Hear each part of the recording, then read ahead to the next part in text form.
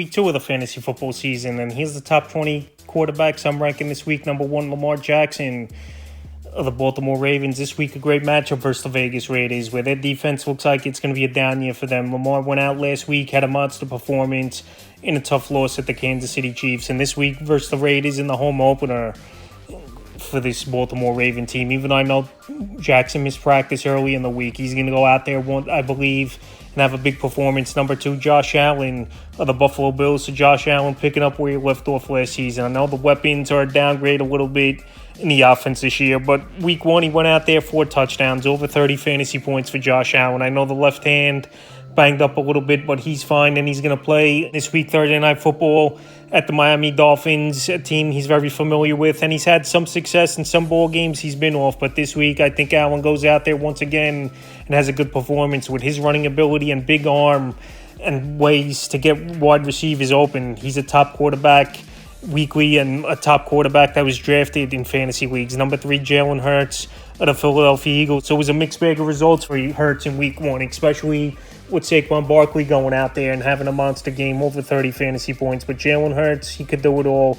Throw the football, run the football, has great weapons. A.J. Brown, Devonta Smith, Dallas Goedert in this offense. And this week, a pretty good matchup with the Falcons coming to town, where their secondary isn't all that great on Monday nights. I expect a high-scoring game and Hurts to go out there and have a nice ball game. Number 4, Patrick Mahomes of the Kansas City Chiefs. And Mahomes and this Chief team, a nice week 1 victory. Beating AFC rival the Baltimore Ravens. This week, another rival coming to town, Cincinnati Bengals, where their defense isn't all that great and just lost to the New England Patriots. But Patrick Mahomes, I feel like his numbers the last year haven't been those elite numbers we've seen from him. But this week, a good matchup. Mahomes has an added weapon, Xavier Worthy. Hollywood Brown might return in this ball game. So this week is a top 4 option. I think Mahomes could go out there and get the job done once again. After last week, he had a decent ball game. Number 5, C.J. Stroud of the Houston Texans. This Texan offense is high-powered, and it's ready to go. And C.J. Stroud, we know he's had one of the best rookie seasons of all time last year. Now we're adding Stephon Diggs and Joe Mixon to this team. You saw the damage both those players did. Diggs 2 touchdowns in week 1. Mixon running over 130 yards in that game and finding the end zone. And C.J. Stroud would have not a great matchup, even though this Bears secondary is beatable, even though they picked apart Will Levis in week 1. I think Stroud on Sunday Night Football goes out there and has another great performance. Number 6, Anthony Richardson of the Indianapolis Colts. Anthony Richardson, he showed why he is an up-and-coming quarterback, and he was ranked high coming into the year in fantasy drafts as a top 5 quarterback. Richardson went out there, had a monster performance in a tough loss versus the Texans in week 1. He's going to run the football at the goal line. He's going to take it in at times, and he's just got a cannon arm. A lot of deep balls in that game. He hit on a few, and then a couple he just missed Adonai Mitchell. So Richardson's got a big arm.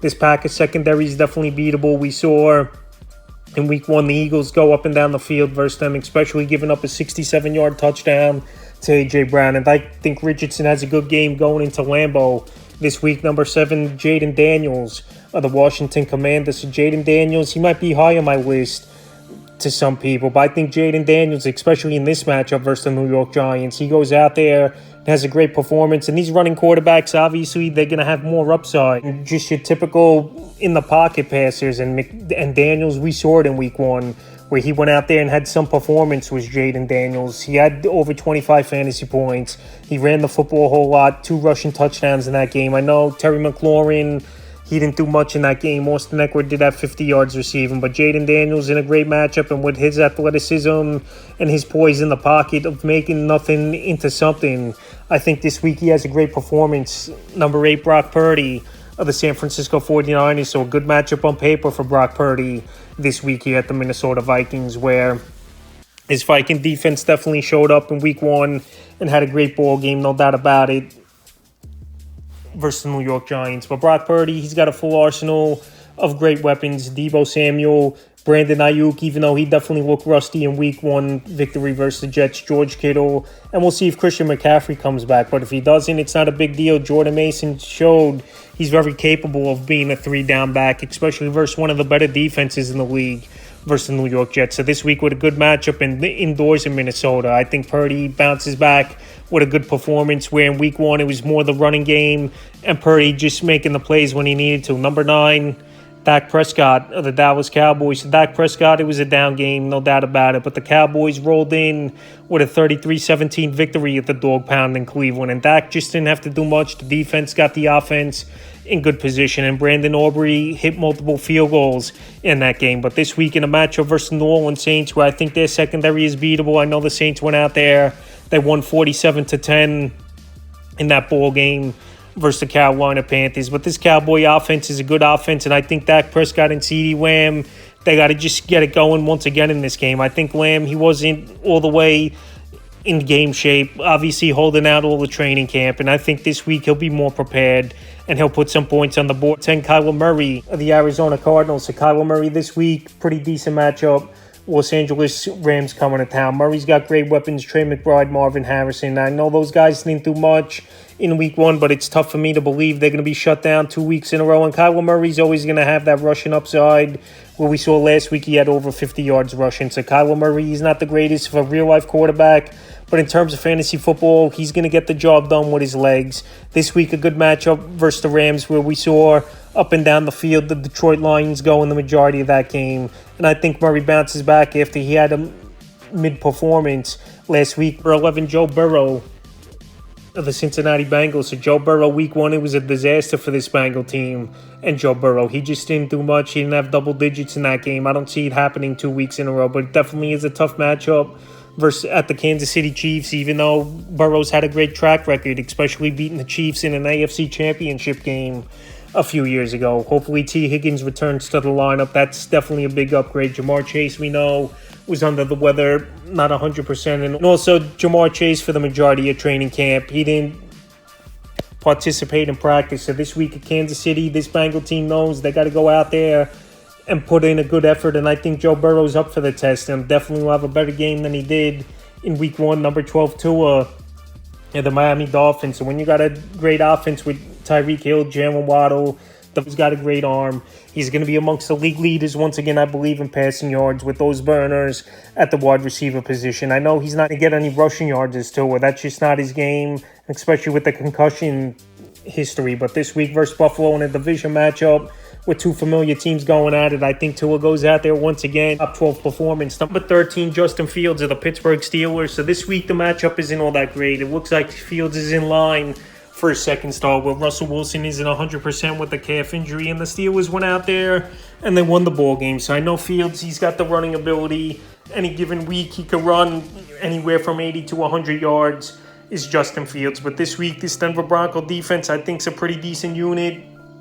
And over there in Chicago, he had more to work with in the passing game the last couple of years was Justin Fields than he does over here in Pittsburgh. Besides Pickens and Freiermuth, there's a lot of unknowns and unproven players in this offense for this Pittsburgh Steelers team on the outside at the receiver position. So this week in a tougher matchup at Denver, where their defense usually plays good at home over the last few seasons, I think Justin Fields, he's still a good starting option. But this season, like I said, quarterback is a deep position, and some players you think should be ranked higher are going to be lower on the list. Number 14, Jared Goff of the Detroit Lions. So Goff last week, it was a down week for him, no doubt about it. But this week, I think he bounces back with a good performance. Tampa Bay coming to town. This secondary is a little leaky. And now with Winfield out 2 to 4 weeks, that's another good secondary player out of the lineup for this Tampa Bay Buck team. So Goff, him and St. Brown will get back on the same page. Sam Laporta had a down game. I believe he's going to have a good game as well. And this week is number 14. I think Goff is a back-end option. Number 15, staying in the same game, Baker Mayfield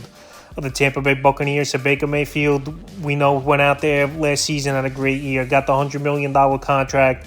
And last week he picked up where he left off, 289 and 4 touchdowns. When you got a receiver like Mike Evans who could stretch the field, run all the routes, make the plays, and then underneath, and a great route runner wide out in Chris Godwin, and one of the better receiving backs out of the backfield in Rachaad White, that's a recipe for success. So this week in a good matchup at the Detroit Lions, where I believe this could be a shootout. Baker Mayfield, if you wanted to put him over some of these players, I wouldn't have a problem with that. A lot of good quarterbacks with good matchups this week, and it's just some guys are going to be lower than others. 16, Justin Herbert of the Los Angeles Chargers. So Justin Herbert last week, not a great game.